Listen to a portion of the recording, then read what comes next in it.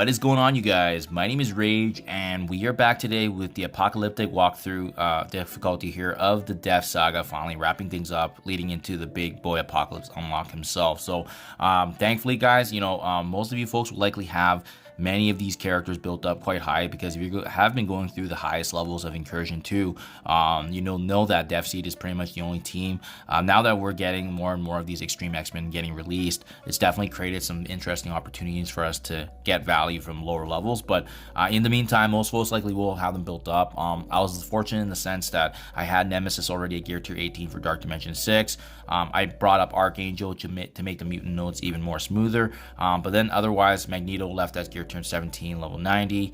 Dark Beast the same. A couple pieces there to help out with some protection, obviously, in the incursion rates. And then same with Psylocke. But yeah, that concludes the team, guys. So let's wrap this up now, finally, in the final walkthrough here for the Death Saga. Let's get right to it.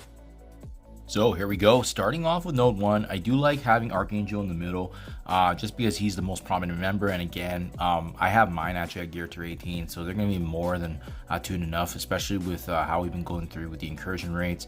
I found building up higher mutants has made it definitely much easier. So first thing to start things off, guys, I think having the ultimate for Magneto makes the most sense. We're up against this mixture of the Bionic Avengers and a mix of the War Dogs. So they got some good damage, but thankfully with Magneto's blind, it does prevent a lot of damage. And how this team really does well is scaling on the enemies that drop, right? We want to make sure that we're using Archangel's special first thing. I think just taking down an enemy or two, it's going to grant us the turn meter rewind, and this is really the beauty of how well the Death Seed team does with having enemies drop. They just scale really good with turn meter. Definitely one of the better ones in terms of getting that kind of advantage against the enemies. You'll see right here, activating Nemesis ultimate to completely cripple the opponents with the bleeds, the debuffs, and then really it becomes more of a challenge of just aiming for enemies that have low HP, because the moment you do that, they're gonna get taken down, turn meter rewind, and it's very smooth. I think out of the mixture of the 4 Horsemen teams going through the sagas, Death Seed's probably got to be the most smooth one, just because we have a lot of turn meter rewind and synergy, and as well as a beautiful mix of debuffs and crowd controlling aspects. And then finally, wrap that up with them getting energy back, rinse and repeat, some of the smoothest nodes. We're going to have the exact same strategy, right? Just really about targeting as much damage as you can, focus on the enemies, but really starting things off with Magneto's ultimate with the blinds for protection. If you want to be aiming for characters that do have obviously a cleanse, right? So in this beginning here, we're up against this Infinity Watch mixture. We know Phyla-Vell and Moondragon both have some pretty good supportive capabilities in terms of what they can bring to the team, so we're going to try to get through that. Unfortunately, there is that shield security at the beginning here, so there's not really much you can do about him taunting, but we can just try to get through him with raw power.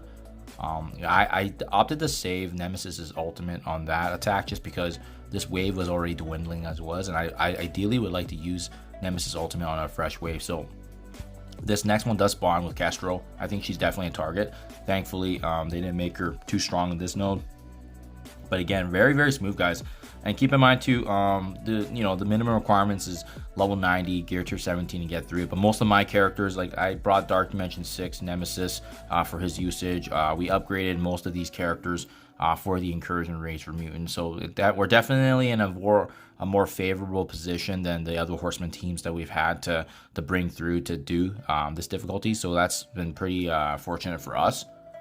But now we're just going ahead, just gonna scale some damage here. Can't really do much again against these, guaranteed taunts that we have to get through with sheer power. But after you get through, and again, look at just the beautiful synergy that we're having, right? Smooth action that we're seeing, because the moment you do bring these guys down with the turn meter, it just gives us another opportunity for energy and rinse and repeat with the ability. It's just beautiful synergy.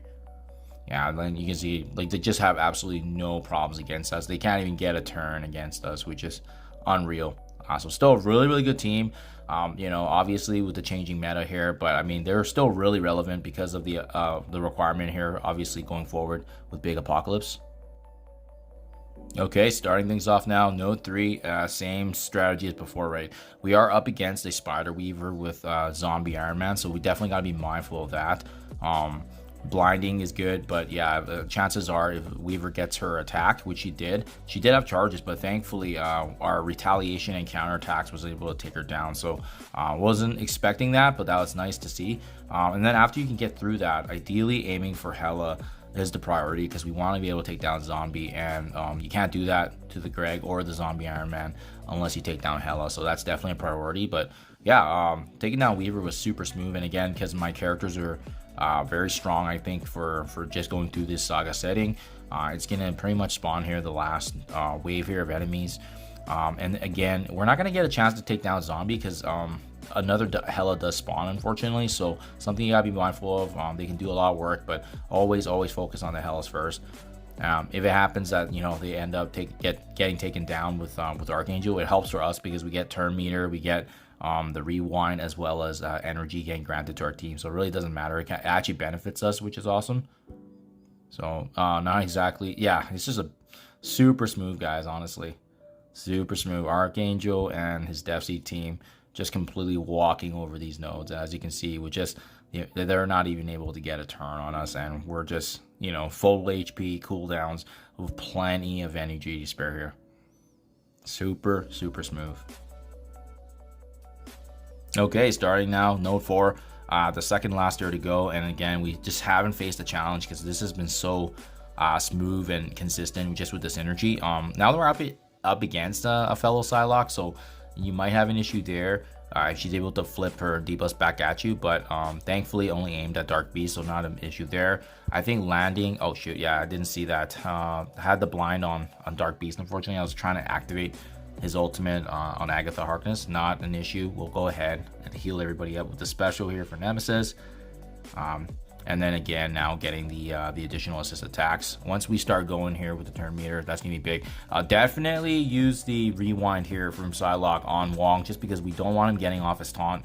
And that's what they really thrive on, especially Wong getting that immunity and safeguard and being able to taunt. It's very frustrating to get through. So you definitely want to stop him from doing that. And then we're up against Icarus here in the next wave, so it's just something to be mindful of. We want to start slowly targeting him, making sure that we do some work there. But again, we're going to focus on taking down Wong. I just don't want him to get his taunt off, and that's going to stop us, obviously. We did reset Icarus is now second life, and we're going to go ahead now and target him. And great position to activate the Nemesis ultimate with the bleeds, the slows, debuffs. Absolutely beautiful. So doing really good work here. And again, now same game plan as before.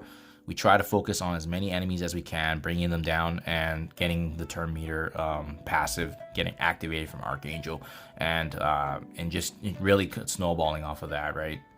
So these Psylocks are pretty annoying because of the fact that they do get the dodges, and it could be frustrating, but thankfully we took down Icarus as a priority target. So ideally you just don't want him spawning with this Cersei later on in the last wave, just because it could be very powerful to go up against. So definitely want to clean that up. But again, because we've been mindful of our cooldowns and really catapulting with the amount of synergistic debuffs that we've been applying with Archangel's passive, it's been super smooth.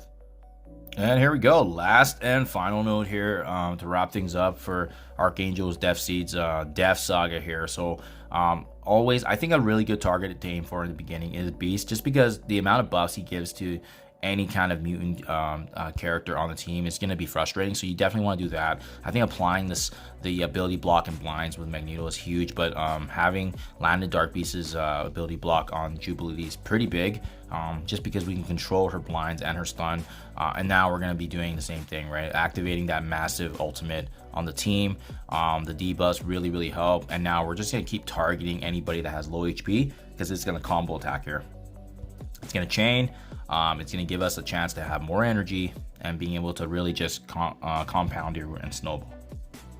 So just super smooth. I think compared to the other sagas, definitely this is one of the more smooth ones, just because we have that all around better synergy with the respective team, and you can just tell we're not having an issue whatsoever. And it's nice because this is the last saga that we're able to do right before going for the big boy apocalypse, right? So I do like how it's a nice little break from the very end here.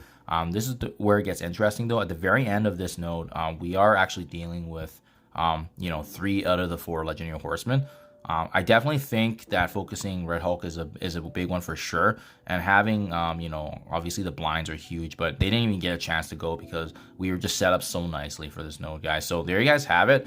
Hopefully this helps you guys go through in your unlock. But yeah, that concludes the Death Saga now, and the next up is going to be obviously going for Big Boy Apocalypse and the Apocalyptic Saga in terms of getting his unlock. So do appreciate you guys following along. Thank you as always, and I'll catch you guys in the next one.